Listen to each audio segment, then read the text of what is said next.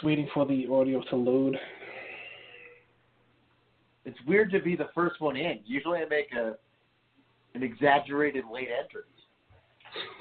It's a lonely place in the beginning.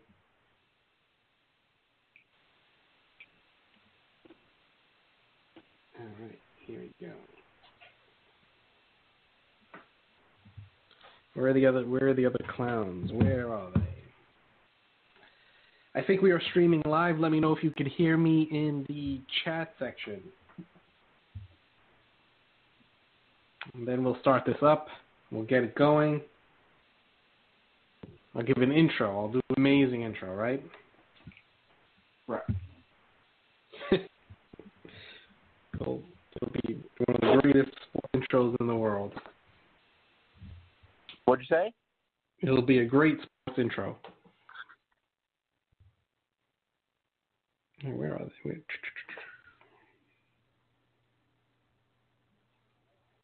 We good. We hear you. All right.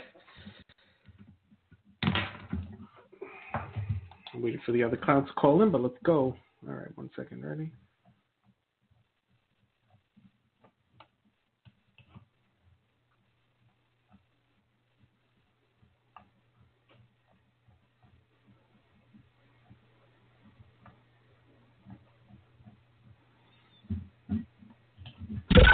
Welcome to the Bleed Big Blue podcast, dedicated coverage of the New York Football Giants by your hosts, Marco, Trifecta, T. Merritt, and JBW.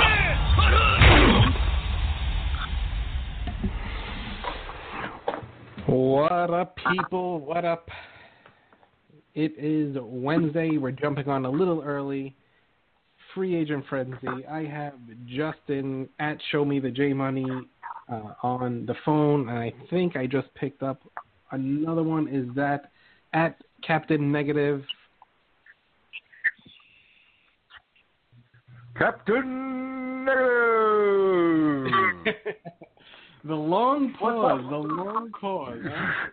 It's like, remember, are these kids that are listening, are they young enough to remember Captain Caveman back in the day? Captain Cave. That's me. Captain Negative. They have no idea. Oh, Negative. Here the phones go off. Everyone is calling in. Hold on. I think this is Already. Tim. Wow, look at this. Yeah. Timmy, is that you? Yes, I'm in. Timmy. We need a Timmy drop. Timmy. Yeah. I started it and never finished it. That's all right. We'll get there one day. One day. You want to go to the phones early? You want to hit the phones up early? No. Wow, Joe, I was about to go, let them rant. Everybody's excited. These guys are excited. No, let them go. And Justin's like, no. Yeah, exactly. We're here first. We call first. All right, Justin Justin's was batting first. leadoff. Look at these guys. Justin batting Confident first. Go ahead. So, I have to say, so first of all, I'm confused, but at the same time intrigued. And I think that I'm intrigued because I don't understand, I don't understand anything that's happening. If the moves are the way that I think they are, then, it doesn't inspire a lot of confidence, but I have to have faith that the guy that's getting paid to put the team together knows more than I do, right? It's kind of we like thought that when Reese was doing the job. Yeah, that's true. But I mean, listen, here's the deal. This is what I like about it, and I'll start the conversation here. They pinpointed a need. They took 2 solid cracks at it. From everything that we know, they made a serious offer at Norwell. And Tommy Coughlin, to his everlasting credit, was like, you sons of bitches, I'm going to screw you over. Have one on me. And, at some point you have to tip your cap to the guy because he was able to get it done, and Norwell fits for them. But Gentleman rebounded quickly, and we may not completely understand the money that he paid Solder, but I don't think that there's any argument that Solder is an upgrade. And by doing so, you also create an upgrade at the second position, because I have to believe that Eric Flowers at right tackle, where he can be a little bit more of a run-blocking mauler, is an upgrade over the entire right side of the line from last year, like by himself. So you upgrade two positions for a $9 million cap hit in 2018 at a position group where you said this is an identified area where we want to improve, and you did it within 24 hours from when the league year started. I mean, I can't be that upset with it, because the guy is doing what he said he was going to do.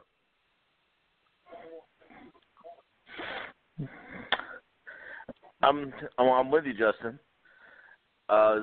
It came down to me when he messed up with Norwell. We didn't get him. Honestly, I think it just came down a little bit more money with the state income tax. Hence why we had to pay more for Solder, because Texas doesn't have the state income tax either. So when we were going against Houston, we had to up the price a little bit. But, once I thought about it, I was like, I didn't think he could go any worse, but then he totally redeemed himself with we need that drop. The Solder's signing, it was actually a better. The Solder signing was actually a better fit for us because it upgraded the left tackle spot, which everybody on this fan base wanted Eric Flowers out of the left tackle spot. So that moved that. And the nice part about it is we grabbed it. We grabbed another guard. I'm going to retort. I know he's going to retort, but I've been dealing with Mr. Captain Negative for about 24 hours. Just Mr. Realist, and I'm gonna throw some realists on your Big Blue Parade when you're done. So continue. I've been quiet. You keep throwing my name in. Go ahead, Captain Negative is being quiet. So, Giants just signed Patrick Omena, which is a guard who started for the Jaguars this last year, which was one of the top running teams. So right now we have Solder and Omena on the left side of the offensive line. We have Brent Jones probably coming back at center. Flowers probably at the right tackle spot. You could technically probably put Greco in at the right guard spot, but we could still upgrade that because the one nice thing about this draft, it's really deep at the guard and center position. Hence, Solder signing was a bigger deal than what it is. It became a bigger deal when Joe Thomas retired because Cleveland could have gotten the mix and probably paid Solder even more if they knew about it like a day or two before. Even more. Especially when Solder was literally the only really left tackle on the market. Now, as far as the other signings, I'm going to tell you right now, Kareem Martin. Yeah. You want to go off at the Hold on. Solder. We'll get to the others. Hold on. Captain Negative. In the flesh, right? So, all right, not really negative, but more of like, let's take a step back and really look at what happened, gentlemen, okay? Around 3 days before anybody could negotiate, what was the price that they put on Norwood's head? Norwell's head. What was the tag? What did everyone say he was going to be asking for? $13 million. $13 million. I saw it repeatedly. I saw a bunch of guys tweet it out in the know, blue check marks by him. He was going to be asking for $13 million. How old is Norwell? 26. Thank you. I was going to say, is Norwell an All-Pro? Yes. Okay. Is Solder an All-Pro? No. Never. Okay. Is Solder 30 years old? Yes. But okay. To retort, hold on. Let me just finish. Go ahead. Let me just finish a little bit, okay? Yeah. Is Solder Captain Negative. Dun, dun, dun. Right? So, is Solder an upgrade? Definitely. Position of need? Without a doubt. Are you able to move him over? Yes. Is it another horrible contract? Yes. Yes. It's a horrible contract, okay? So, and you're telling me the cap hit this year, okay? The cap hit the next couple of years goes up. That's what I'm concerned about. As he gets older, the cap number goes up. Now, if you're going to overpay for a guy, why not it be the 26-year-old All-Pro?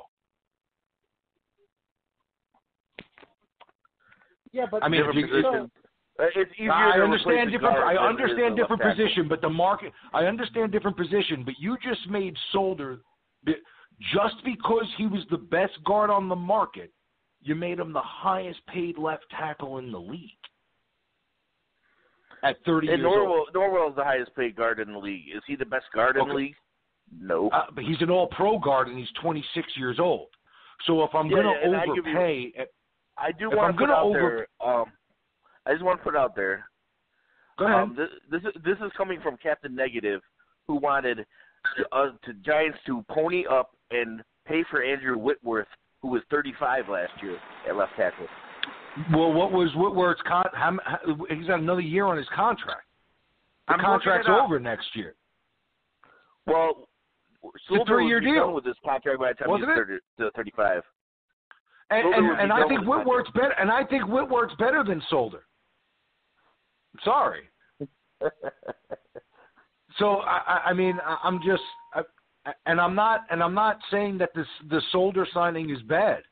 I'm not saying that. I don't want to come off as saying that's bad. It's an obvious need. It makes the line better. Okay, the team got better today. It got worse yesterday with Jonathan Stewart, but we're not going there yet. So today with Solder, the team got better.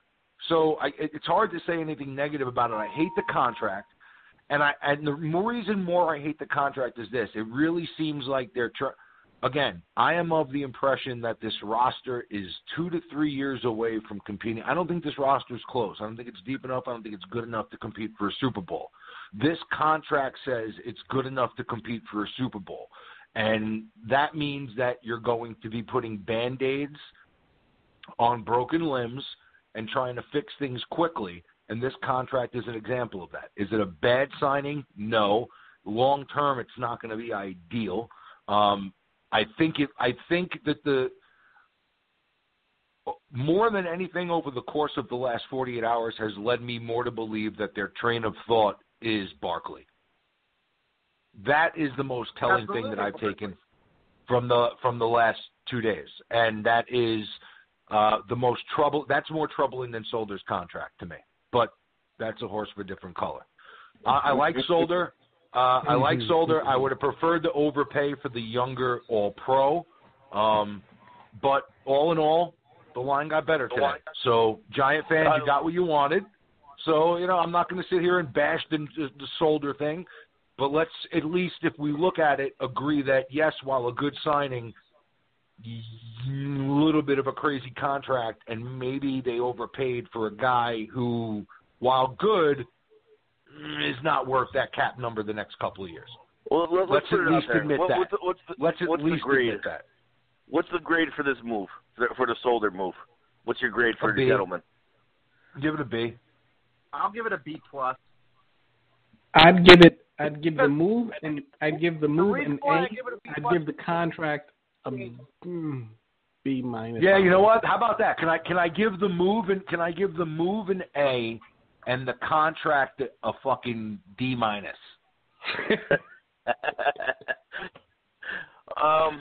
Yeah, I mean, obviously Looks like my report we do what the hell we want to do. Is that even a grade? How about a Q? Can I give the contract a Q? Let's hit these lines up, see who's on. Yeah, get these guys on the line, calling in. Happy Giant fans. Watch this. This looks like a guy from the Lank. Hold on. 717, you're on the line. What's your name? Yo, my name is John. I'm calling from Lancaster, Pennsylvania. Oh, what's up, buddy? You're miserable like me. What's up? Go ahead. I remember this guy. Go ahead. All right, okay. The Soldier, way overpaid, and Tom Brady makes everyone look great. Okay, he makes average wide receivers look like the second coming of Jerry Rice. So I think that I'm just bewildered by this. I mean, Soldier was hot and cold, extremely cold at sometimes. And I also let's say this. Hold on. Keep him on the line. Stay on the line with us. But I do want to point this out, right? So I saw this yesterday, and if we're going to talk about it, let's talk honestly, right? So Soldier, I think it was the first 12 games. Was it? No, I'm sorry. It was the first 8 games of the season. He was ranked the 32nd tackle in the NFL by PFF. However, from week 14 through the Super Bowl, he was ranked the 3rd, I believe. Second and third. He went back. Second, there was something like that, right, buddy? So okay, yeah, all right. So he was. He started. I don't know if you could say inconsistent. I think he had a bad start and a strong finich. Let's say that. They said something about, and I don't know what it was. They said Soldier was going through personal issues the first few weeks of the season. And let's get this out in the open before we get the caller back going again. Is you know what? Say what you want about Soldier for what he overcame. You know, it's really hard to say a negative word about the guy. So, yeah. and I think, you know, the cancer and all that stuff, him and his family, like, God bless. The fact that he's playing football, you know, happy for him and his family and best to them in reference to that. But go ahead, caller. Hold on. Throw him on mute. Hold on. Back on. All right. Cut him right off. I'm sorry. The other point is the Bills trading up. You get the second pick now in the draft? I'm praying the Giants trade down and they take the Bills 2 first rounds and maybe get the first round for 2019 and draft a quarterback in 2019 because the Bills are going to suck next year if they have a rookie quarterback. They ain't beating Tom Brady, so that means that pick's going to be much higher. And what was there was something else and I forget it, but I just want to say I love the show, guys. Stay on the line. Listen, and we'll come back to you. We always go. We run through. So if you want to call back in and tell us what you were thinking, hang around with us. Next on the line. Well, Bills just got their bridge quarterback anyway. A.J. McCarron just signed with the Bills. Yeah, but they're still in the market. You think they're not hitching that Bills wagon to McCarron? They still want. They want Josh Allen. The rumor is Josh Allen. Here we go with 443. Ready? What's up, caller? Where are you calling from? Baltimore. Baltimore. What's going on in Baltimore? What's up, boss? What's your name? Jordan. What's up, Jordan? Hey, what's up, Jordan? All right, so I wanted to ask you about Tyrann Mathieu. Do we think we can sign him? And if we do sign him, would you see a trade, like probably trade JPP? Because that's one of the players I would want to trade so bad. Oh, my God. From your mouth to God's ear with that, yes. I would love to trade JPP. I'm hoping that they trade him before the deadline of next season. Like, he is just a waste. I would just take a bag of balls for him. Like, just give me a bag of nice balls, and you can have JPP. But let's get to your first point, Mathieu. Like, can we give is it too soon to ask Soldier to take a $6 million pay cut so we can go get the Honey Badger? Too soon. You got to ask Eli or you got to ask somebody like there. I like the man. I knew I liked Jordan from Baltimore. You got to ask Eli. Where's Mr. Manning? Tom Brady all the time taking pay cuts with his contract, right, so that the team can get better. We see it all the time around the league. That's lies. No, it's not lies. How is it a lie? Tom Brady's cap number is like $12 million. Eli's cap number is $22. You know what could the Giants do with that extra $10 million? It just keeps getting pushed because it gets extended. What do you care, though? As long as it's off the cap, where do you care where you giving it to him? I don't care if they give it to him in a bonus in the off season or if they wrap it up in a fucking bow and cash and put it under his tree. Just slip it in. Yeah, just slip it right under his tree. Especially do when whatever you do, but get it off the cap. Get it off the cap.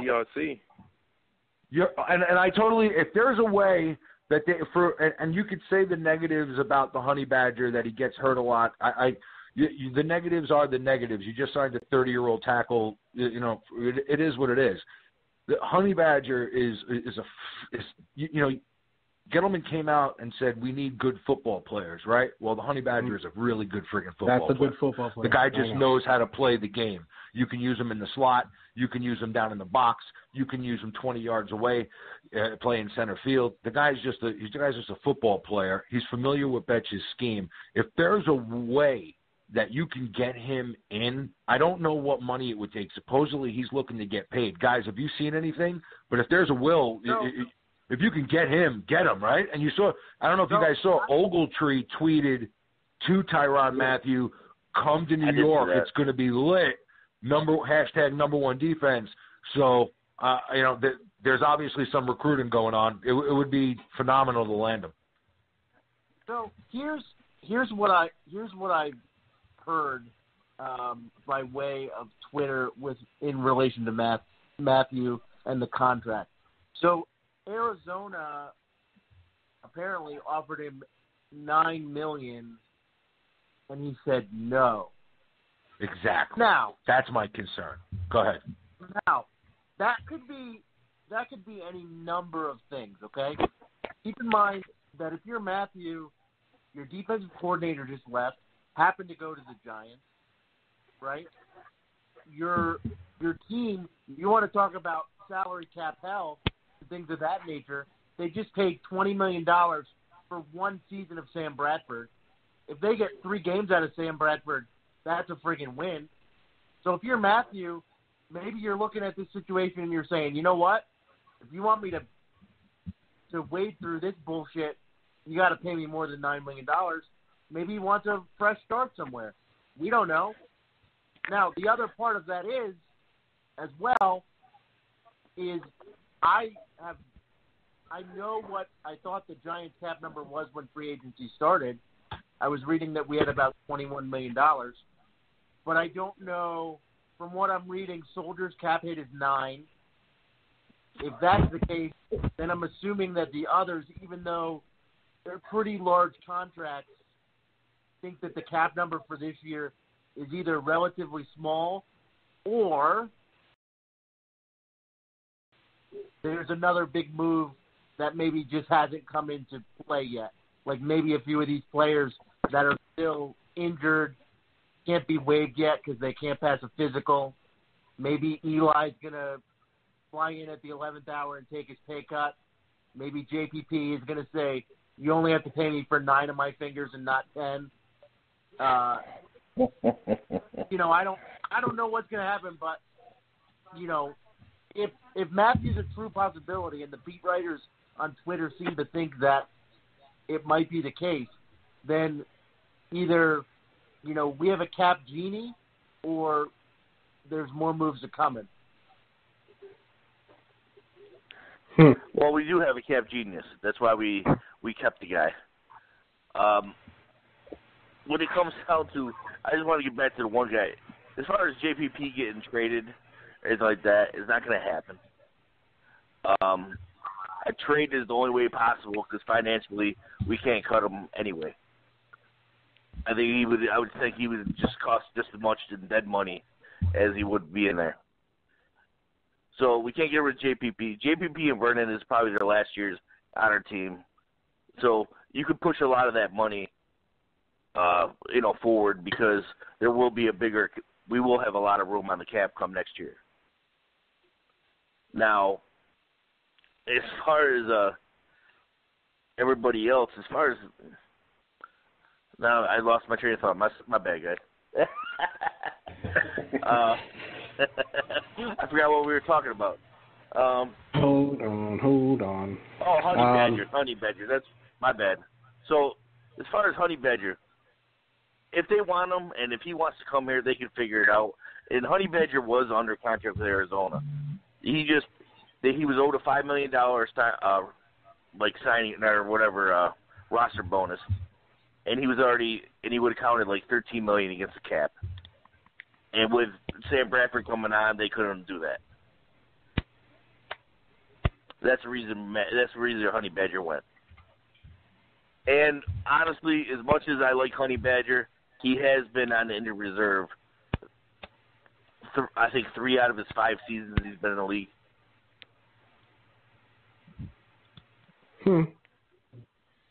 So if we get him, I hope we don't overpay for him, which we probably will. But it would be pretty awesome with Mathieu on this defense. It would definitely take it up a notch. But we did get Teddy Williams, so we're good. Yeah. Fired up about Teddy Williams, let me tell you.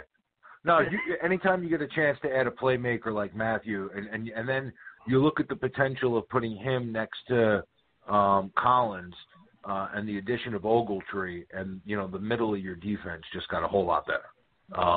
So I think if there's a way to bring him in, you got to kick the tires. I think you got to be careful with the contract.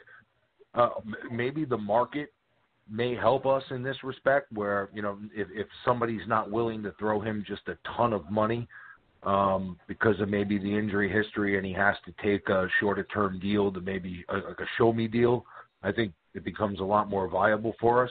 I think if somebody out there wants to offer him a 4-year deal for, you know, $33, $34, you know, $35 million, it's going to be difficult for him to pass that up with his injury history, that, you know, guaranteed money. So I think it's going to come down to the market, to be honest. From what I heard, he's between the Jets and the Giants. Wow. And possibly Texans.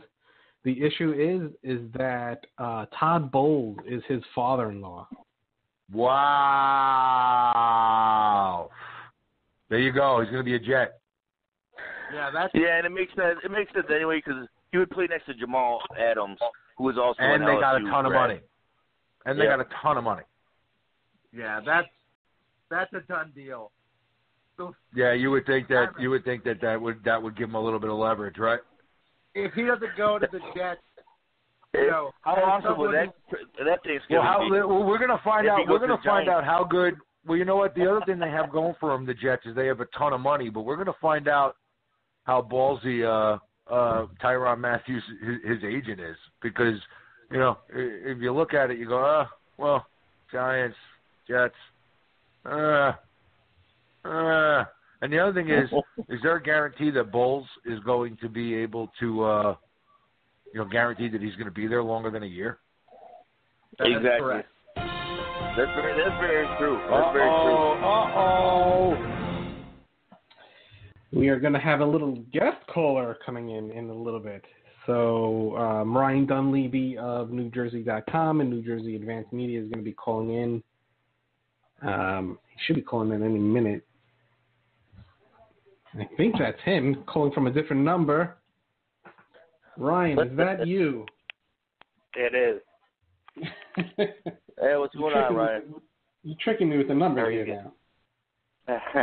How are you guys? Good. Doing well, Ryan. How are you? Are you crazy busy right now?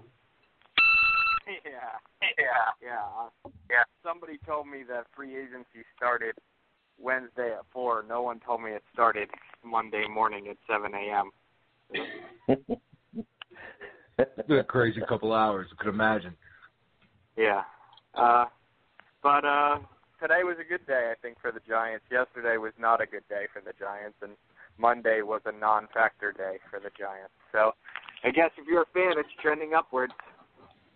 Well, I mean, that really depends on what side of the coin you're looking at, right? I mean, so let's just get right to it, right? Solder, right? Obviously fills a need for the Giants. Would be silly to say that, it's not an upgrade at the position. Two things I have off that move. One, your feelings about the contract. Is that something that we should really be worried about? Obviously they overpaid for him. Would you have? I'm of the impression it would have been maybe a little better to overpay if you're going to choose one of the guys for Norwell.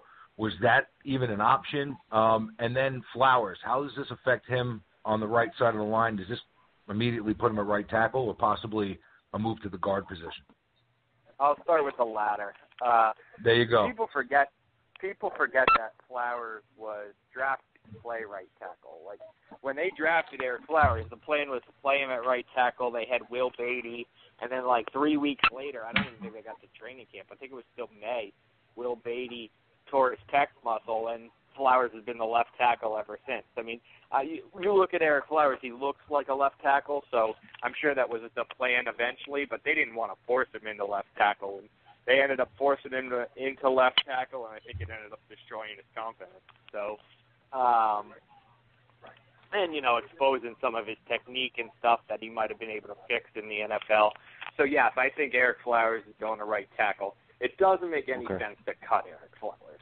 You're paying him $4.5 million, whether he's on your team or not. So if you want to make Eric Flowers your 9th offensive lineman, bury him on the bench, you might as well do that because and just overpay your 9th offensive lineman because you're going to pay him anyway. So even if you're going to cut Eric Flowers, you're going to need a guy to fill his spot. So say you sign a guy for $600,000.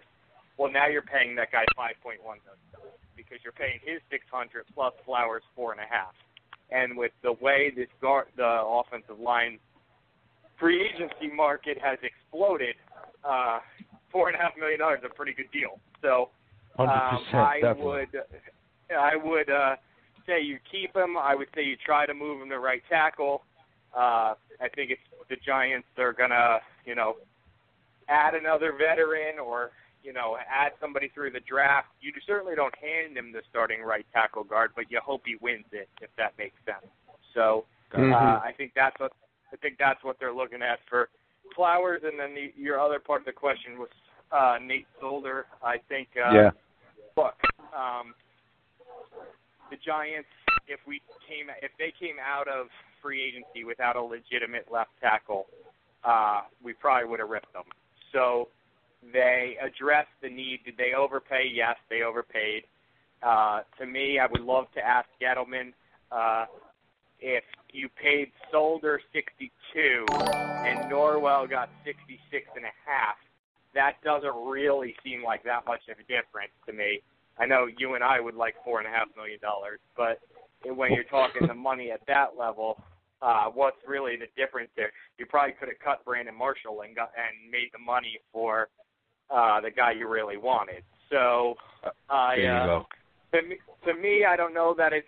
To me, I'm thinking I would. If I'm gonna do one, I'm gonna get the 26-year-old All-Pro, not the 29-year-old guy who's never been to a Pro Bowl. But if you're asking, but at the same time, the flip side of that is I've been screaming since I started 2 months ago that left tackle is a much bigger need than guard. So I think they filled the bigger need, but with the slightly lesser player. Gotcha. What do you think the next move is going to be? Do you think it's going to be more? Do you think there's a cut coming, like you said with Marshall, or there's other few potential cuts that we could see, or you think they're going to continue? I think Marshall and Harris are obvious guys who could be cut. Listen, they could trade Flowers. The market for Flowers is pretty established. If you look, there's been 5 first-round pick offensive linemen in the last 4 since 13. So the last 5 drafts, there's been 5 offensive linemen picked in the first round who have been disappointments and been traded. And 4 of them have brought back a 5th or a 6th round pick. So you're looking at a 5th or a 6th round pick. So I guess they could do that. I wouldn't do that. I would keep him on the team, decline his 5th-year option, keep him on the team for a year. But I guess if you trade him, you could open up some salary cap space. So that's the one variable. What do I think is next? I don't know. It's a good question. I think you probably maybe some of those salary cap cuts that I've been saying, but I'm shocked they haven't done those already. So maybe they're not going to do them. Maybe they're not going to cut Marshall. Maybe everybody assumed they were going to cut Marshall because of the contract, but if they cut Marshall, they're going to need a third receiver. So now you're talking about cutting Marshall and then trying to find a guy like, I don't know, Brandon Coleman from the Saints. I mentioned him because I covered Rutgers previously. I think he's a 6'6" guy. He would check a box that Shepard and Beckham do not check, size. So is that really worth it to downgrade from a Marshall to a Coleman? I don't know. So it was quite the day. I mean, I thought they were done for the day. If you asked me an hour ago what's their next move going to be, I would have said sign an offensive guard. But they just did that an hour ago. So well, then let's jump ahead, Ryan, and get to the hot name. There's 2 names I want to talk about. The first name is Honey Badger, right? So Obviously, the tweet from Ogletree, Giants Nation saw it. Everybody's going crazy. Betcha is here, so you would think that there's a fit. Realistically, though, with the cap, when you look at it, how realistic is it? Can they make it work? Is there anything they can do? And is there an interest? We just recently heard that, with Bowles being the father-in-law, it's down to the Jets and the Giants. How realistic is it for Giant fans to be thinking about Tyrann Mathieu? I mean, listen, the guy who works the Giants cap, I think it's Kevin Abrams who handles these things. If he can make that work, he deserves. It's a good thing he's not in the cap because he'll probably deserve a big raise. Because I don't understand it. I'm still wrapping my head around the salary cap. I never thought the Giants would be able to pay Solder that money, pay Kareem Martin what they're paying him. He got starter money. He got way more than I expected. Yep. Yeah. Sign the Jaguars guard Patrick. I'm gonna probably pronounce it wrong. Omema. Yeah, to sign these guys, you're talking about they signed 3 starters today, and if you count Jonathan Stewart as a starter, then they signed 4 starters, and then they're going to get the Honey Badger too. I mean, that's a lot of work to do with $20 million. It makes me wonder what those teams like the Jets or the Browns are going to do with $90 million. You could probably spend 22 new starters. I mean, I don't really to me, I heard the Honey Badger thing as soon as it popped up. It made obvious sense because of Betcher, but. I mean, listen, if it happens, it'll be a surprise to me, but I've been surprised already a couple times. So, is it realistic? I mean, obviously he fits great, right? They just lost DRC. You're talking a guy who could play in the slot, who could play some corner, who could play some safety. He's literally exactly what they need. To me, he's out of the price range. Yeah, that's what I was thinking as well. And Ryan, I got to ask you, off the topic of free agency, I mean, it's been, free agency came and all of a sudden one of the biggest stories we've seen in a while got swept under the rug. Where is this franchise with OBJ after the video? What's the word? What are you hearing? Where are we with that? No comments been made. They acknowledged the video, and then all of a sudden now with free agency, nothing. Where do we stand with that mess? If they're not going to comment for 10 days, they're certainly going to comment at the owners' meeting because me and all my beat writer colleagues will be out in Orlando on March 24th. So it's not going to get past then. But I don't know. It's a good question. I would say, they kind of they got exactly what they wanted, which was to sweep it under the rug. I have a hard time believing it was a coincidence. The Giants want you to believe it was a coincidence that the next day they cut Brad Wing, who certainly could have been cut based on his performance. But if that was the case, why wait until March 10th to cut Brad Wing? Why not cut him on January 10th? So I certainly think that was probably a little bit of a, elbow to Odell. Anybody who doesn't know, they're college teammates. They share the same agent, and they're incredibly close friends. I know that's strange to think of a star wide receiver and the punter as friends, but Wing wasn't your average punter personality. So, I think that was certainly, shot across the bow. Yeah, that's the word I'm looking for. Thanks. Just make him a little less uncomfortable. Shot across the bow. Yeah. Is there any? I mean, there's talk. I mean, and let's call it what it some is. Giant fans. If Wing was an All-Pro punter, he wouldn't have been cut. So it made it easy. Understood. Is there any realistic talk to the Giants maybe entertaining any, trades for OBJ? I mean, I know it seems absolutely crazy. What would his? It seems to me like his value would just be not exactly skyrocketing at this point, coming off the injury, the video. I mean, they're pretty much stuck to having in this bed they have to lie in it, right? Yeah. Listen, let's address this on 2 different levels. Which is one, you don't trade a guy when his value's at the absolute lowest. And there's 3 factors against Odell. He has to get on the field and prove he's healthy. He has no long-term contract, and now his on-field maturity issues have spilled over off the field. So there's three things that any team you call is going to say, this is my leverage against you. I'll give you a fifth-round pick for him. So you look at, and then let's look at it from Jarvis Landry, who's not as good as Beckham, but he's a very good player. I mean, he's a very good player. He's in a similar situation. He was on a franchise tag 1-year deal, and he just got the Dolphins a fourth and a seventh. If the Giants traded Beckham for a fourth and a seventh, or, he's better. So let's say the Giants traded him for a second and a seventh. Is any Giants fan going to be happy with Beckham for a second and a seventh? So no, we'd go ape shit. We'd go ape shit, Ryan. Yeah, so the idea that you're going to get like 3 first-round picks or 2 first-round picks for the Beckham, it's not happening. So, and then the other angle I want to attack it from is this: if Dave Gettleman has showed us anything in the last 72 hours, is that he's in win now mode. I'm more convinced than ever that they're drafting Saquon Barkley. So there you go. We just said that.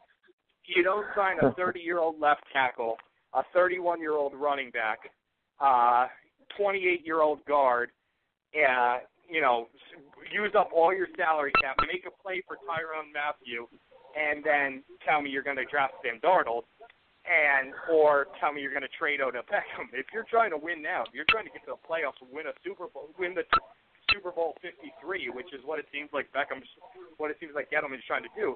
If the Giants are winning Super Bowl 53, it's because Beckham had 200 yards receiving in the game. So you can't trade him. I don't think there's any chance. Listen, you pick up the phone whenever another GM calls you because he might blow you away. He might say, here's 3 first-round picks for him. Okay. But if he's going to call you and say, here's a third and a seventh, you can lose my number. How about let me, and then I'll shut up and I'll let my other guys get in. But I got to ask this question because to me it just makes sense. If you're Dorsey right now in Cleveland, how aren't you on the phone with Gettleman calling his bluff and saying, listen, I know that I know that you're saying you got Webb as your guy. So since you're content at QB, I'm calling to let you know that I'm taking Barkley at 1 unless you trade me, you trade me the number 2 pick. I'll give you 4 and this. Would Cleveland ever, does Dorsey have the stones? Is that something that is even conceivable? Because if it's me, I'd be on the phone telling Gettleman, hey, buddy, listen, I'm taking Barkley up until the very last minute to see if I can maybe entertain getting that second pick. You mean the Giants trading up from 2 to 1 to draft Barkley? No, I'm trading. I mean, if I'm Dorsey, I don't think that. I mean, either that to either get them to do that, or to even say, hey, the Giants, I'm going to take Barkley, and you're going to trade me. Now I end up with Darnold and Barkley if I'm Cleveland, or even from the Giants aspect, is the Giants going to bite and end up wanting to give me something for the first pick? I would think that Dorsey would have to play that card and see it from either angle, right? Here's what I would say is I've never talked to Dorsey. I don't know him, but I learned a lot about him on Friday when he made that trade flurry. What I learned is if he sees somebody, he's going to go get him. He sees somebody he wants, he's going to get him. This is his second stint, his second go round. He's not looking to play around. He seemed like the kind of guy who he's trying to win now in Cleveland. So he kind of came off last Friday like a gunslinger a little bit. So it would not surprise me if he was making the phone calls you just did. If he was a poker player trying to convince Gettleman to do something crazy. Gettleman hasn't traded down much, if at all, in his career, in his GM days. He's traded up quite a bit. Would he do that? I mean, I assume Dorsey probably is doing that, and I don't think that's necessarily a bluff. I think Cleveland loves Barkley. But he probably lost a little bit of his negotiation power today when they signed Carlos Hyde, the 49ers running back. So all of a sudden, Gettleman could easily be like, all right, take him. What are you going to do with Carlos Hyde? You just wasted that money. So exactly. It's a poker game, right? I mean, it's just going back and forth. It's great. Correct. And if if I'm the Browns, I have to take the quarterback I want. You can't wait till 4. Assuming that you think that there's a quarterback in this draft is good. And I hate when people say, oh, well, what if they value them all the same? When is the last time you went in a store, saw 5 shirts, and said, I like all 5 shirts equally the same? Or said, I went, or went to an Italian restaurant and said, oh, you know what, those 5 things look exactly the same. There's always something you want more, right? Like, there's always something. Right. The ribeye looks better than the cowboy steak. Like, there's always something you want more. So I just can't believe that. So if you're going to take a quarterback, you take a quarterback of one. You don't wait till see who the Giants took, who the team that trades with the Colts took, and then you take the third guy. And then 5 years from now, you have Josh Allen, who's he's a pretty good player, but the Giants have Sam Darnold, and the Cardinals or Bills have Josh Rosen, and they're both Pro Bowlers. Like, you just don't do that. So if you want a quarterback, you take him at 1. If I was Gettleman, I'd call Dorsey's bluff on that and say, go for it. Take Barkley if you want. And if they really do take him, if they really do take him, then maybe you trade down and take Quentin Nelson, because Quentin Nelson, everybody says, is a tremendous player. The Giants have John Jerry. He's not locked into a starting guard in any scenario. You know, maybe you make John Jerry your right tackle, and then you don't need Flowers. So you take Quentin Nelson, or if you don't get the Honey Badger, maybe you trade down and take Minka Fitzpatrick, who I can tell having covered college football the last 7 years, Minka Fitzpatrick is a tremendous player. He's probably better than the Honey Badger. So you got some options if you're Gettleman there, I think. So I wouldn't panic and trade up to get Barkley. Gotcha. I don't even want Barkley. I think it's either a QB or you trade back, but that's me. If it was you, and you doing the evaluating, and we're going quarterback, supposedly, who would you have number 1 on your board, quarterback-wise? Great question. The guy I think fits it. Now, see, it's different, right? And I'm going to do this as if I'm the evaluating for the Giants, which isn't necessarily the same as if I'm evaluating for the Browns or the Panthers. And I asked Gettleman that, and he said a line that I laughed out loud. He said, the Big Apple has eaten a lot of people. And so I laughed, because what he was saying is, like, you got to take personality into account a little bit more here than you do other places, which we all know, but that's what fans and, media say. You don't always expect the decision makers to say it, and Gettleman admitted it. That worries me a little bit with Baker Mayfield. It worries me a little bit with Josh Rosen. It worries me for a different reason with Josh Allen, guy who grew up on a farm and played in college football in Laramie, Wyoming, could be, culture shocked here. Worries me a little bit with Rosen, just from the partier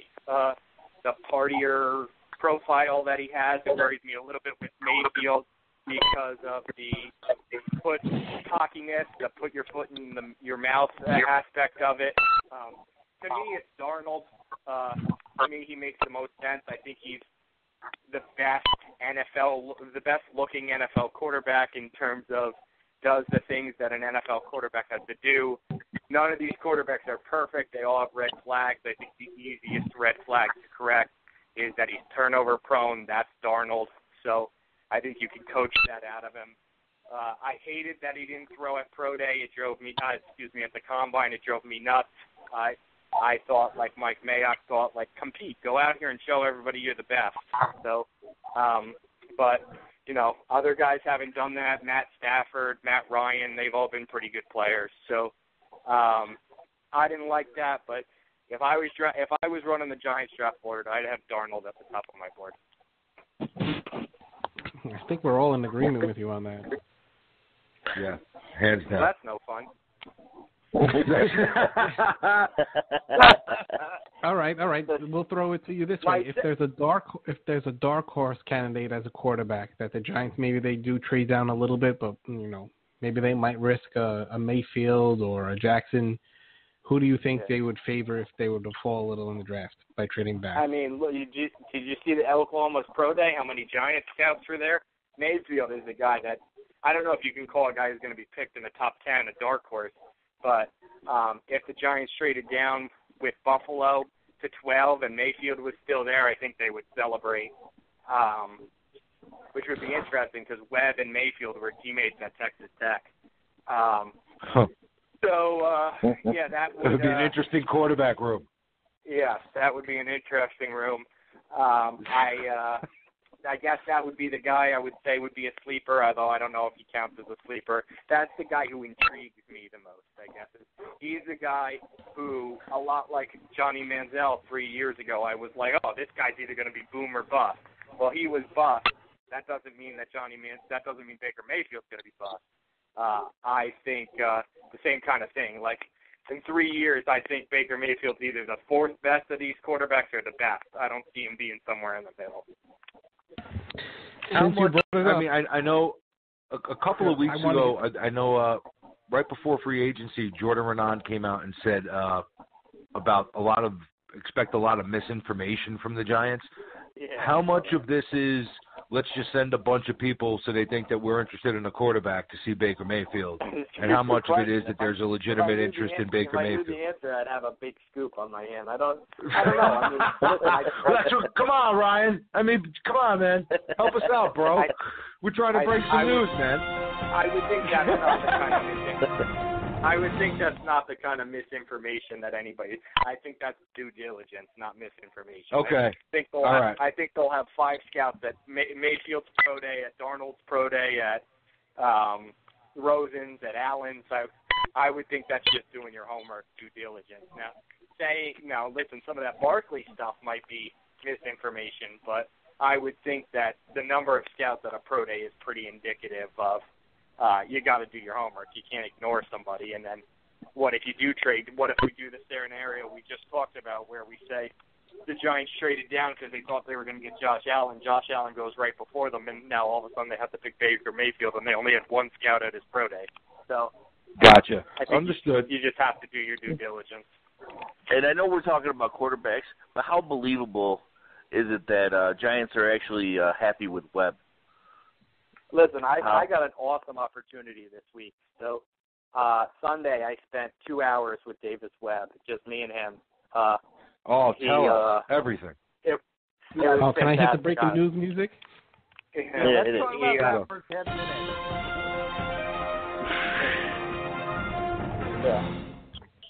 It was fantastic. So, I shouldn't say I spent 2 hours, me and him. I spent half an hour, me and him. I watched him throw for 2 hours. I watched him do drills and train with a guy who's a friend of mine, who's a really good quarterback trainer in New Jersey, Tony Rasiopi. And then afterwards, I spent a half an hour talking with with Davis.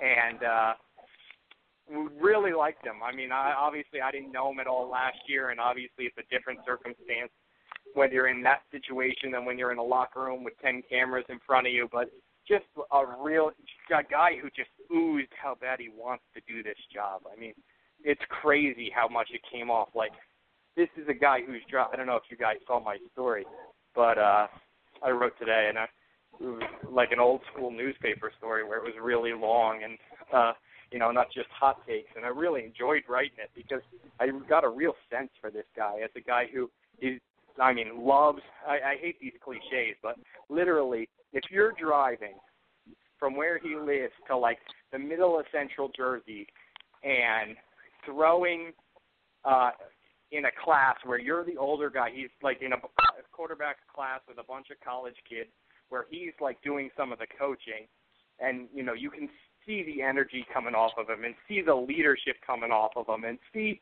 like, how much he really wants to do this and how much fun he was having and how much he knows about football, just some of the instructions he's barking out at other guys.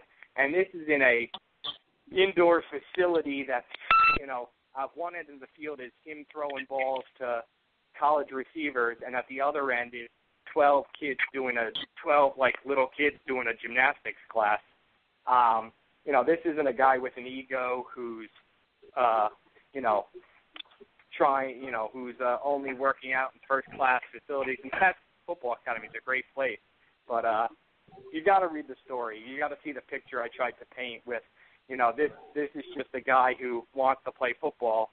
He happens to be the quarterback for the Giants, but if you walked in there, you wouldn't have known he was any bigger deal than, the guy who was there who's the starting quarterback for Richmond. Like, it's just who he is. Like, he desperately wants the job. As he said, he's the first one in, the last one to leave, and he isn't playing solitaire.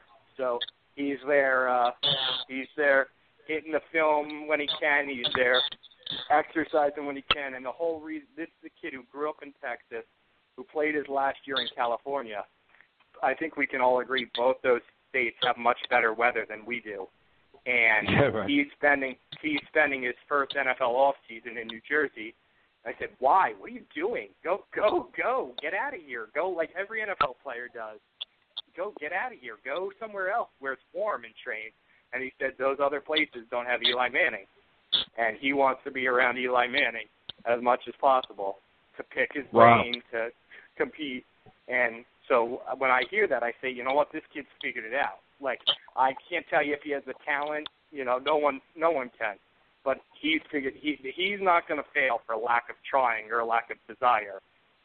He certainly checks all those boxes. Yeah, I think it's Barkley, guys. Why are you doing it to us? Why are you doing it to us? Oh my God! Read the story and tell me you don't come away really, really liking the kid. I'm a fan of his. I'm a fan. I just here's my thing, Ryan. With Webb, it was I wanted to see him at the end of last year. I think it was a big missed opportunity not to play him how they played the whole thing with Eli, and then to go back to Eli instead of going to the kid. Oh, that's what hurts about Webb is it's more of an unknown. I would have liked to see if there was any potential. No, God, no, definitely not. You can't hold against him that the team's no. So, no, I would love for the kid to end up being a franchise quarterback, and they could just take the best player available. I mean, that's the hope. But without knowing that, that's what leads you to believe where you're like intrigued by these quarterbacks. So I'm going to let you know a trick reporters do, right? When we have something we really are dying to ask somebody, we save it for like the third or fourth question, right? So it's like butter you up a little bit, like, hey, so how's it going? Just tell me about this training that you're doing and how great it is. And then it's like, okay, now let's talk about something else, and let's talk about something else. All right, now that we're warmed up a little bit, how do you feel about the Giants having the number 2 pick in the draft and picking a quarterback? And it was like, all right, and he knew I was going to go there, so he cut me off like 2 or 3 questions in. He's like, when are you going to ask me about the number 2 pick? And I was like, all right, this kid's sharp, this kid's sharp, this kid's witty, he knows what's coming, and so I asked him, and he said basically, look, I'm not stupid. I've accepted that we could pick a quarterback. There's nothing I can do about it. None of the mock drafts know. Only Dave Gettleman and Pat Shurmur know what they're doing.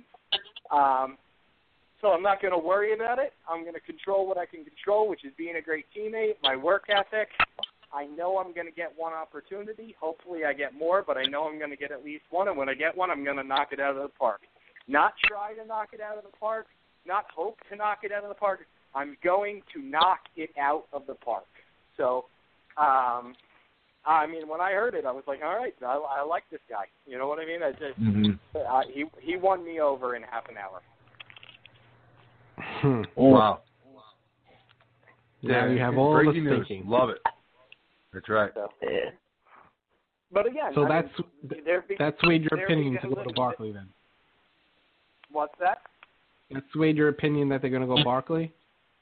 Well, that didn't sway my opinion because I like him doesn't mean they like him.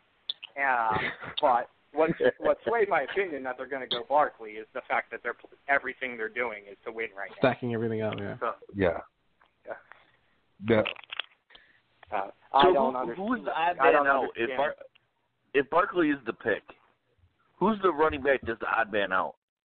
Because obviously Stewart's going to be in the mix. Yeah. Listen, this is speaking out of school because I don't know these guys yet. I haven't met them yet. But I would think just based on the resume, I would think it's Paul Perkins. I mean, we're talking about a guy who from afar had the starting job and got absolutely buried last year. had like a 2-something yards per carry. He's an extra year older than Goldman. So if he's a third-year pro versus a second-year pro, I would think it has to be Paul Perkins. But I would think you would go Barkley, Stewart, and Goldman would be your, like, young guy. But again, I have no idea how Gettleman or Shermer feels about Wayne Goldman or Paul Perkins. The amount of time we get to talk to them, that would be like my 75th question on the list. I'd never get to how do you feel about Paul Perkins? It's not high up there, huh? No. So, Ryan, do you want to give yourself a plug? We have a whole bunch of people in the chat. You want to take questions there? You want to take a call? But you got to run. If they have some, no, it's fine. If they have some questions, I'll take some. If I'm giving myself a plug, I would just say nj.com/Giants is where you'll find probably the most Giants coverage anywhere. We do I probably do 4 or 5 stories a day at this time of year, and try to give you some unique perspective. Try to break some news, whether it's Brett Jones and his tender last night at 12 o'clock since I don't sleep, or try to give you a little something different like that Davis Webb story. If you can find it on our website, like 10 or 15 stories down now that after this day of free agency, I thought that was a good piece. That's the kind of stuff I like to report.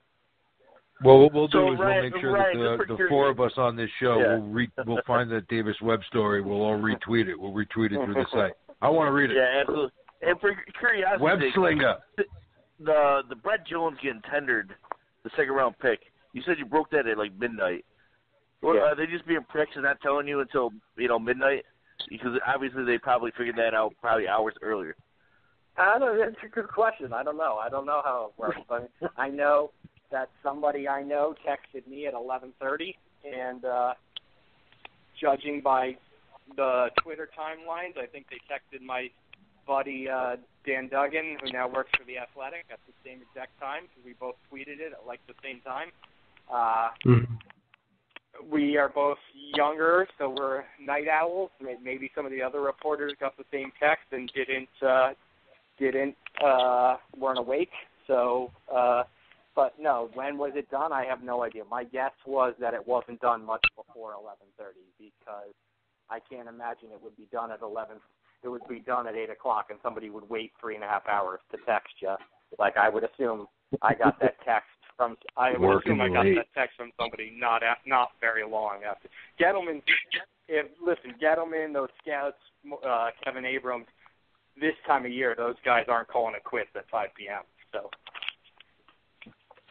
Oh yeah, they were that all night. We should call in. We got the number. We do have the number in front office. One question came in from Matthew Lammy. He wants to know, is there a possibility that the Giants would trade up to get into the late first if Barkley goes and gets some juice? So, one of the things I wrote off the combine was I spent some one-on-one time with Gettleman, about 10 minutes, and I asked him, would you trade up? He said, look at my history. I've traded up a lot. So I looked at his history, and the man knows his history because he has traded up 4 or 5 times in 4 or 5 NFL drafts, however many he's run. So he trades up quite a bit. So I loved it. I thought they should do it. I wrote something about it last week. A lot of Giants fans read it. One of the more popular things on our website that day, I said, trade. This is what makes sense. Trade up. And I believe Gettleman's quote was, you have to have conviction in the NFL draft. I loved it. I thought it was a great point. I said, pick whoever you pick to, Barkley or a quarterback, and trade up into the mid-20s and pick Connor Williams or Colton Miller or Mike McGlinchey or one of these tackles, right? And I thought, wow, I'm really on to something. And then about 8 hours later, they traded 2 of their draft picks for Ogletree. and today they signed Solder. So I was clearly not on the right track there. So I like the idea that you just pitched me of trading up into the 20s to get Darius. Again, I'm going to spell it. Darius Geis. It's a good thing I only have to spell these names. I'm not saying this is why I didn't go on the radio. Yeah, right. But I like the idea, but the Giants don't have the assets. I mean, the Giants only have 5 picks in this draft. To trade from 34 to 29, again, I always use markers, right? 2 teams did that last year. One team traded from 34 to 31, and one team traded from 32 to 29. Both teams gave up a 4th-round pick to do that. So if you're telling me the Giants are going to trade from 32 to 28 to get the running back from LSU, that's going to cost them a 4th-round pick. Well, now you're talking about only having 4 draft picks. I can't see that happening. You could just stay at 34 and pick Sony Michel. Stay at 34 and pick Sony Michel. Trade JPP. That's Can we coordinate that? Oh, I know. I'm just playing. I would say that's very unlikely since the Cardinals tried very, very, very hard to get JPP as a free agent. Was it last year or 2 years ago? The Cardinals were very, very close to getting him. Why? Because Bruce Arians and James Bettcher loved JPP's fit in this defense. So I can't imagine now that they have their hands on him, they're going to let him go. Okay. All right. So maybe they do you see him as more playing on the outside? Are they going to play him at defensive end? Do they see him you can't see him playing outside linebacker, right? I mean, no, I see him playing defensive end, but I could see Vernon playing outside linebacker. Okay. Yeah, more of a fit, Vernon, other than JPP. Yeah. What's that? More, I agree with you that Vernon probably at outside linebacker is a better fit than JPP. I would think that he has to play DN. Yeah, that's what I would think. Yes. Oh, Honey Badger liked Ogletree's tweet. Break your news.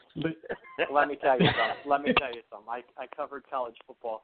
They do this all the time in college football. A recruit says, "Oh, come on, we hashtag new future, hashtag turning it around, join us, join our recruiting class." The kids like it, and then they commit to Notre Dame. So, so everybody likes the attention that some other guy's gonna tweet him. Malcolm Butler is gonna tweet him, "Come join Tennessee" in 10 minutes, and he's gonna like that tweet too. So. Oh yeah, if something breaks on your phone, just let us know. We'll set you up for it. Yeah. We got the music, we got the whole thing going on. Yeah, we're ready. Yeah. All right, Ryan. I think we'll let you go. Get some get a drink, get some rest. You most likely have had the longest day in a long time. Yeah, it's been a long 2 days. Yeah, very long 2 days. Yeah. So again, thank you for coming on. Well, get some rest, Ryan. We appreciate your time, man. Thank you. We appreciate you, man. We sent out the link to the articles, and we'll retweet them as well as soon as we get off over here and everything. I appreciate it, guys. Thanks for having me on. Thanks a lot. No problem. No problem, man. Being on, man. Thank you. How about that? So guys, are you sold on Davis Webb now? I think so. Well, here's the interesting thing, right? So the most interesting thing that he said in that whole thing about Davis Webb was that Davis Webb wants to be around Eli Manning. He wants to learn at the foot of Eli Manning. And he seems to have the right attitude about his opportunity if and when it comes. So if Gettleman really believes in Eli, and Shermer really thinks that Eli can play another 2 to 3 years, then, letting this kid sit and either trading out of 2 or if they feel like taking Saquon is the right thing to do, not using this pick on a quarterback, it makes sense. Now, the flip side of that argument is if you're playing to win now, which it sure seems like they're going to do, then, take the opportunity to take an elite quarterback while you can. Because you obviously don't think, you're not planning on being here again with the opportunity to use another top pick on a quarterback. So take advantage of the 3-13 season and all the pain associated with that and set yourself up for 15 years so you never have to do that again. So I don't know. I'm confused. But I like that guy. Ryan's the man. Thanks for coming on, Ryan. Yeah, I thought that was awesome, actually. I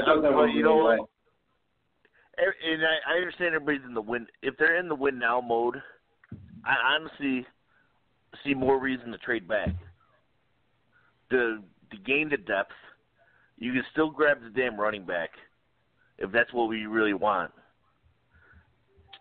It just the trade back makes more and more sense, especially if the quarterback's not even on the table.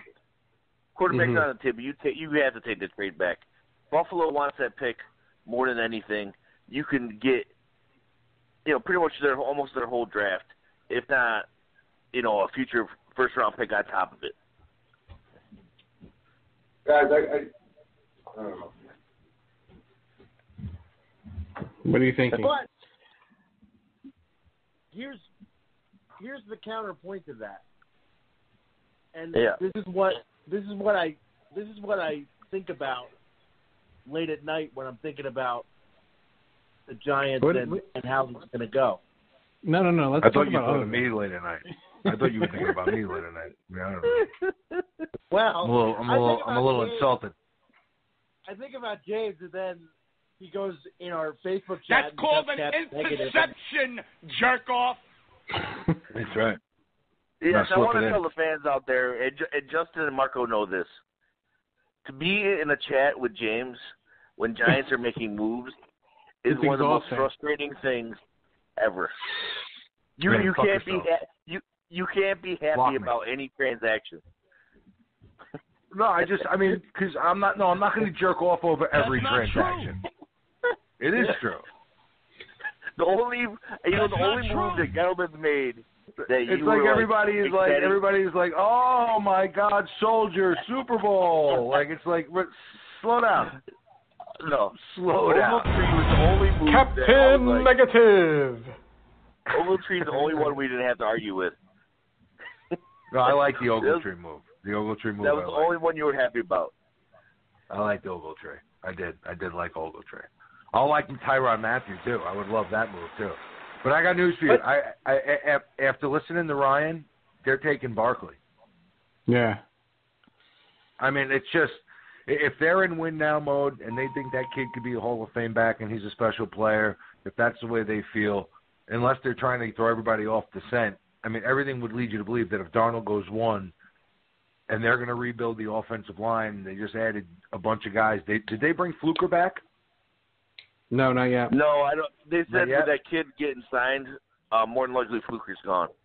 That's what I figured, right? So, but the kids, the guy that they brought in, this Amana guy, whatever his fucking name is, he's Asamena from Hamana. He's a hell of a run blocker, but he can't pass protect. What? I want him to call in and tell us how to pronounce his name. Hamana. All right, let's go. Let's get to these calls. The lines are lit up. I'm going to probably end the show at 11 because I'm dead tired. All right, 832. You are on the air. You are live. What's your name?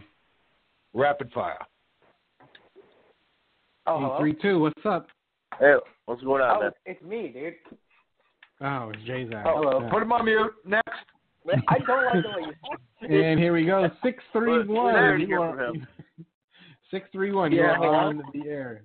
What's up?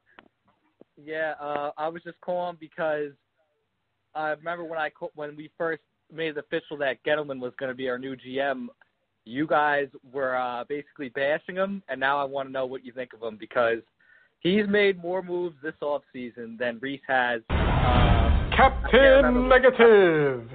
Here I come to ruin his day. Dude, trust me. Dude, listen.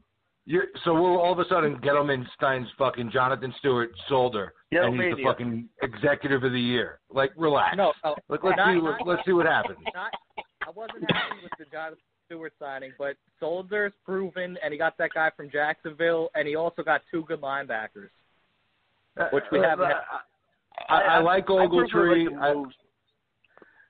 I personally like the move. They might have overpaid. They might with the draft. Like, let's see what happens, all right? Because I'm still not. I think he had a little bit of Alzheimer's, and he thought it was 2013 with the Jonathan Stewart signing. No. So I'm no. He just did I'm that. not all in. He just did that because we're going to draft Barkley, and he wants Stewart to mentor him. That's what he wants. I don't need Jonathan Stewart's 3.4 fucking yards per carry to mentor Barkley if he's the next coming of Barry Sanders. Like, Jonathan Stewart does not need to eat up that cap. He can go away, and I could have Gallman sitting behind Barkley, and I don't know, pick another fucking guy that's making $600,000. I mean, what do I need Jonathan Stewart for? Stewart's the third stringer. You know what? I don't care. All the guys they brought in are winners. How about this? You could be the third stringer if Barkley's the back. You be the third stringer, and we don't got to pay Jonathan Stewart and waste money on the goddamn contract. We'll sign you for the veteran minimum, and that's it. That's not bad. I think veteran minimum. They're still going to make cuts, though. Well, you got to hope so. But, I mean, and on day one of free agency, the Stewart thing, like, why? Like, there wasn't a line. Like, nobody was, come on. Like, come on. He made it up. That wasn't really his second visit, though. He visited Detroit. He got 3 good solid signings, though. Besides, I'll tell you this much. I'll tell you this much. You know what? You know who got a steal? The Jets getting Crowell. That was a good signing. I thought that was that's a guy that I would have liked to bring in. If you would have, and he went after, so they could have kicked the tires on Stewart. The only reason why Stewart's here over a guy. That guy's a cancer to the locker room. He's a nut job. He's not a cancer to the locker room. He sent out a bad tweet for 30 seconds and deleted it once. Go look what Crowell does in that community. He's younger. Come on, he's a better football player. He's a better football player. Come on. No, meanwhile, you're worried about Crowell. You're worried about Crowell, and meanwhile, OBJ's doing lines of coke. Come on. Listen, he didn't do coke. But OBJ's not putting up pictures of cops getting killed on his Twitter account. Come on. He made a mistake, and then he went out in the community with the cops. Plenty of times. I just want to put it out there. Plenty of times. Plenty of times in Cleveland. He stood with the cops during the protests after that. So if we're going to mention what he did wrong, let's mention what he did right. And it has nothing to do with anything. Crowell's a better signing than Stewart. No matter which way you look at it, Crowell's a better signing than Stewart. Get him 631. Get him 631. Care what he posted a picture of. The Jets suck. Guys, I just want to put out there that Father James over here, when he forgives everybody if you're not on the Giants squad. I forgive because I don't care about them. Like I don't hold them. I hold the Giants to a higher standard. I hold the Giants to a higher standard. I don't give a shit about those guys. I'm casual fans of other teams, of other players. Gordon and these guys and this guy and this guy. I mean, Jesus Christ, you don't watch other players? You're not fans like I'm Brett Favre and those guys, dude? You don't like other guys, Montaigne? Come on. Todd is still in the penalty box. Let him sit there. Can I say one thing about Jonathan Stewart? Yes. So, oh my God! So first of all, the cap number, according to Jordan Renaud for Jonathan Stewart this year, is $3.4 That's not million. true. So that's one. Secondly, I think the signing of Jonathan Stewart showed you that the starting running back for the New York Football Giants is not currently on the team. So whether it's Barkley, whether it's Chubb, whether it's Geis, Jewish, the kid, whether it's pronounce it right if you're going to say it. Whether it's the kid from Tennessee, the kid from Iowa, whoever it is, they're bringing in a kid to be the starting running back, to be the bell cow, and Jonathan Stewart's going to teach him the offense. I want Chubb. Do you know how bad I want Chubb as well? Do you know how bad I want Chubb? The offense. I want a Chubby so bad. Somebody get me a Chubby. I got a Chubb. I got a big Chubb. That's what I she love said. that kid. Yes. I want to go Chubb each round. I'll just she slip was it in. correct. I couldn't because it was too chubby. I'll just slip it in. I couldn't. Let's go to. I tried. It hurt her. Let's go to the next caller at 561. Let's see if Hey he's guys. ready. Hey, what's up? What's your name? Dominic. Dominic. Hey, Dominic. Paisan, what's up? Hey. So what do you guys think about the Giants potentially trading back and then picking up Minkah Fitzpatrick to pair with Landon Collins over in the secondary? Well, Justin can attest to this. The other day, I think it was after our Sunday podcast, Justin, I actually I didn't tweet it out. I actually put it on Facebook that I would not be upset at all if the Giants ended up trading back and ended up with Minkah Fitzpatrick.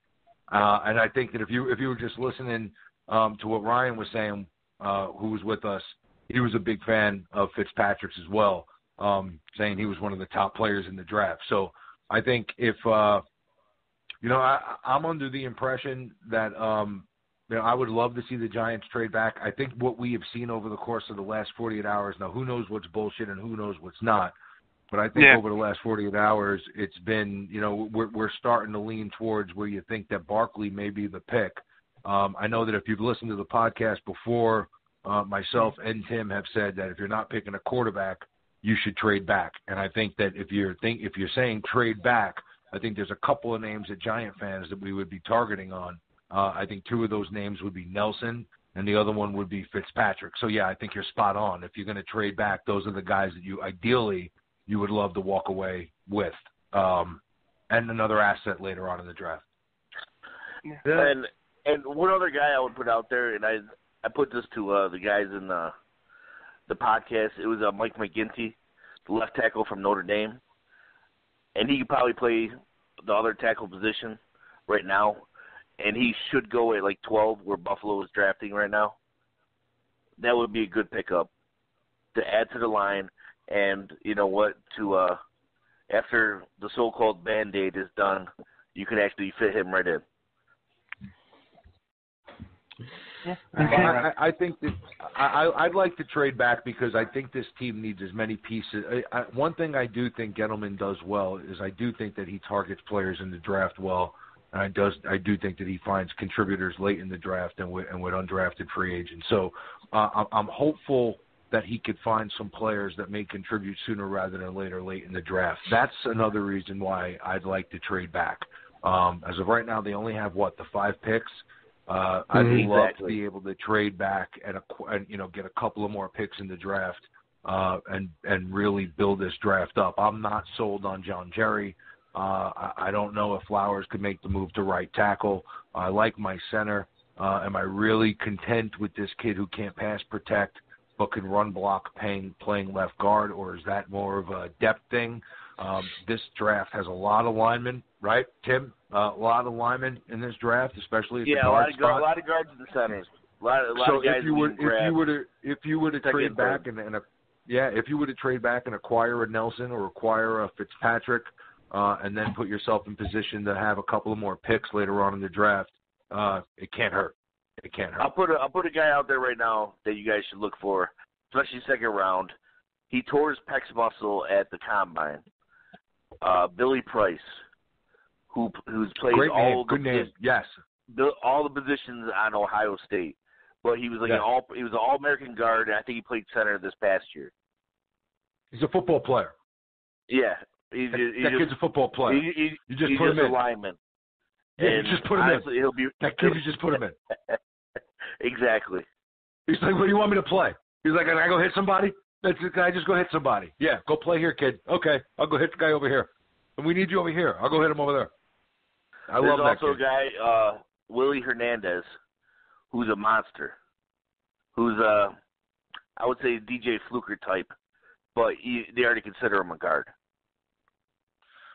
I think there's a lot of potential in the draft at the offensive line position. So that's why I think that if you can trade, I'd love to see them go.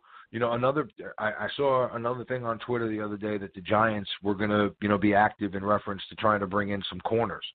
So, obviously they think corner may be a position of need too, that they have to bring a guy or two in. And if you only have 5 picks, there's only so many positions that you could bring guys in, and you don't want to be reaching per se you know what I'm saying? You don't want to just say, oh, I need a cornerback. I need a cornerback. Yeah, you don't want to reach for need.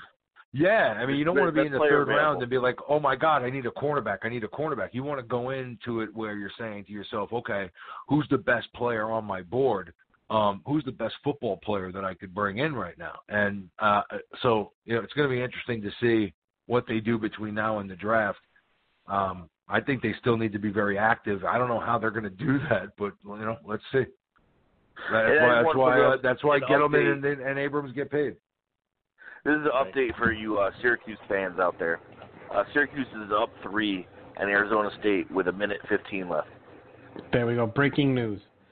Dominic, thanks for calling in. I put you on hold. We're about to close the show down. Awesome call. Let's see what J-Zac has to say. What's up, J-Zac? Hello. What up? Actually, who's J-Zac? I messed up Todd. My bad. Negative. Oh. Oh, my gosh. Interesting what he had. Todd, how fast? You know what? You listen to this. How fast are you going to get a Barkley jersey if he becomes a Giant? Hold on. That's a good question. Bring him back on. Todd, you're back on. All right, I don't know why have the over-under. But all right. But honestly, here's the thing. I know this is going to sound horrible. As much as a Giants fan I am, take it as the fact that I'm more broke than I am not a fan. Take it as just keep that in your head. I've never owned a specific player jersey. I've had multiple Giants shirts that I found for super cheap. I mean, also keep in mind I have to buy everything online. But a Barkley jersey, I'll sell my Xbox for a Barkley jersey. If we draft him that same day, I'm looking for something somewhere. You have no idea. You know what? Let's start a GoFundMe for Todd getting a jersey.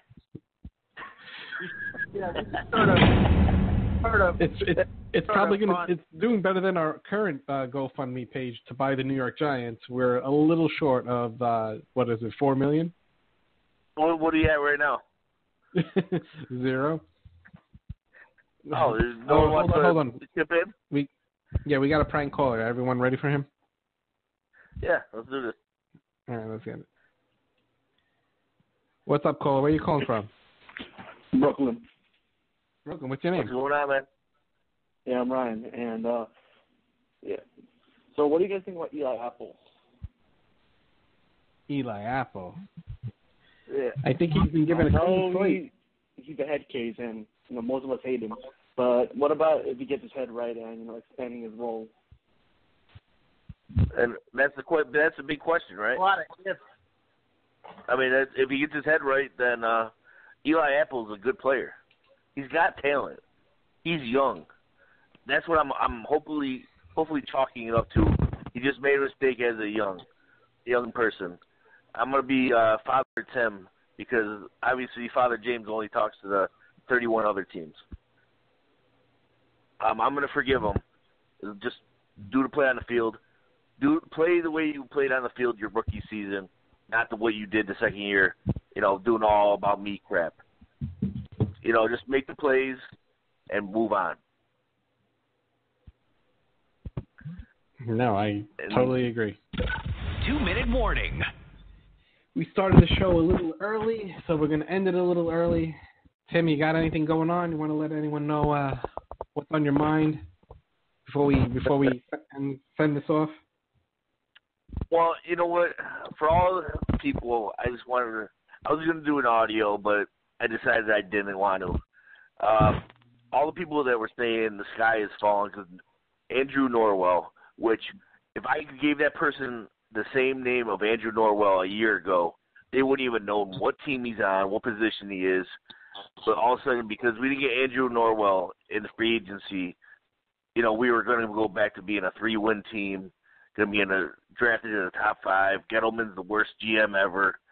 The sky is falling. Then all of a sudden, free agency happens. He actually makes up for it, gets us a left tackle, which actually helps us out on the offensive line in a better way because we can actually fill the guard position a lot easier. My biggest thing is just people relax. It'll all work out.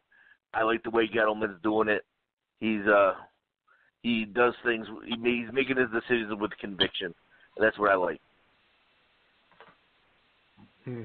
Justin, what's on your mind? Close it out. So I want to start out my segment by congratulating Weston Richburg on getting friggin' paid in San Francisco. The 49ers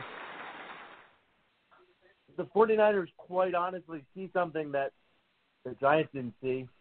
Either that or Weston Richburg was done with the Giants himself and he didn't want to come back because that kid got paid.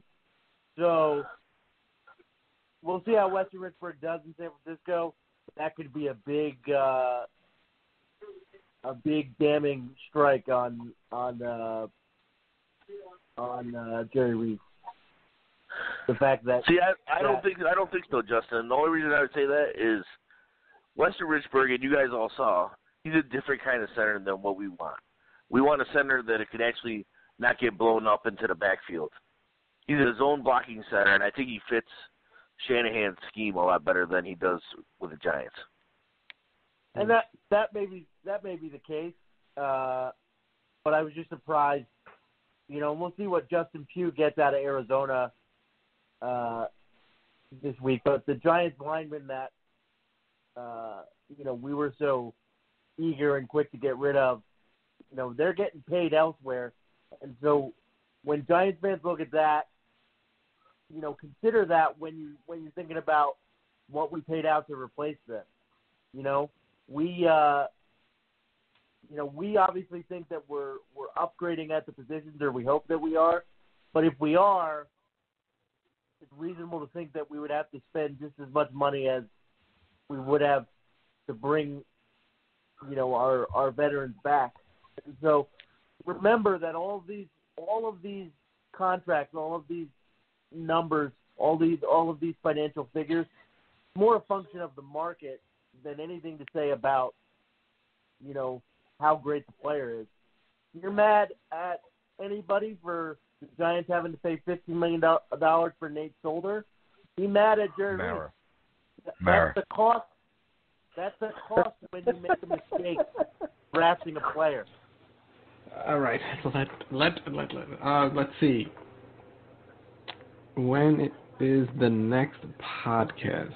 Matthew Lammy, the next podcast is going to be Wednesday, unless these guys can convince me to go on Sunday. Sundays are good time. Sunday mornings, I like doing Sunday morning ones. Sunday mornings are fun. Yeah, I wish you guys would have told me about that Sunday morning podcast. I would have hopped in.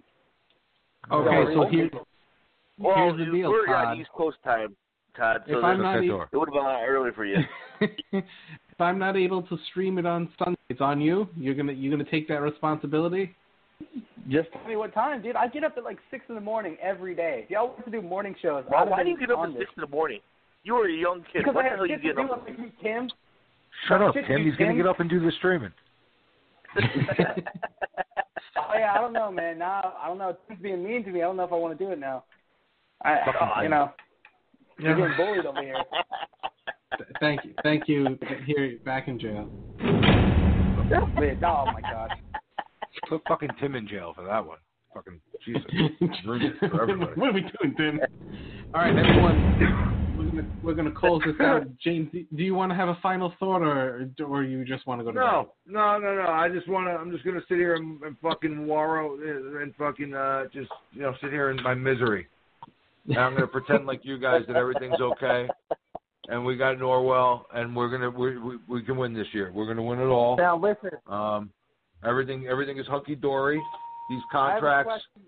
Here's my thing. Hold on, wait. Before you get, I'll give you your question, but hold on. I'm gonna say first off that you guys fucking, the other day, I thought we had a fucking really nice moment in our private chat where fucking we really came together as a unit, as a fearsome foursome, and then all of a sudden I send out the fucking tweet of all fucking tweets, and I don't get a retweet, nothing. Norwell signs with who do you sign with? Jacksonville, and I right away, boom, these hog mollies ain't loyal, and fucking nothing from my brethren. I don't understand. Not a retweet. So I was like, this is fucking comedy gold. These hog mollies ain't loyal. Send nothing. And then I realized what it is. It's the fact that you guys are completely anti-Captain Negative, and you all are you're like the trifecta of fucking play with yourself positivity. So I got to come up with a name for the fucking the three horsemen, the three stooges, the three fucking rainbow horsemen, where it's all fucking fairy hurricane and rainbows and fairy tales and everything is good, and look over here. Don't look there, look here. Pay no attention to the man behind the curtain. It is what it is. We're going to see what happens. I can't go with your emotional roller coasters. I would literally be cutting myself in my room. Well, here's my thing, dude. And I've said it before, and this is what it really comes down to, and we'll end with this, right? So here's what it is with me. I understand what they're trying to do. I just don't think that the team that they're trying to piece together is good enough to do what they're trying to do with it in the window that they have to do it. And here's what I'm afraid of. Okay, I'm 40. I'm going to be dead soon. Okay, with the amount of cheese I eat, my heart could explode at any time. I don't know how much time I have left. And my concern is this. If the window doesn't work for the next 2 years, what are we getting ourselves into for the next 8? So that's my concern, is that we're cutting off our nose right now to bite our face long term, where we should be looking at maybe saying, okay, on some of these guys, it's time to say goodbye to and move on from. And I won't mention any names because we're at the end of the show, but it would be nice to move forward with a younger call. So I that's where I am. Sunny disposition. I'll see you Sunday morning. He is very bright and chipper on Sundays, I'll tell you that much. I want to thank everyone for... It's a way lighter show on Sunday. It is. James. And by lighter, he means I do the show naked. Yes, fully nude. Just one comment for James. Go. If the Giants are 10-6 next year, are you gonna be changing your tune, or are you still gonna ride this horse till it dies? Here's the deal, dude. 10-6 gets you a fucking smack in the face. Nothing. 10-6. Is it 10-6 with a trophy? Because I'll take 9-7 if it gets. I'll take 9-7 if it gets me a trophy. Right. Like, I don't care what the regular season. Like, if the goal, right, if this is what we're doing, then we're not doing it for 10-6. You're doing it for a ring. And if you don't get the ring, it's a failure. You're not doing this to make the playoffs. McAdoo made the playoffs. There we go. We're ending on that. I wanted to thank all the new subscribers, all the new people on Facebook. We seem to be back after James went on the tirade, and I got a whole bunch of unfollows, but we're back. Thank you, James. Let's see what else. Listen, if people are going to fucking unfollow, and here's another, all right, listen, hold on now. Now you want to end on that? Bullshit.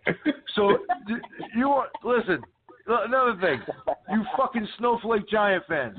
All right, if you don't take it out on Marco.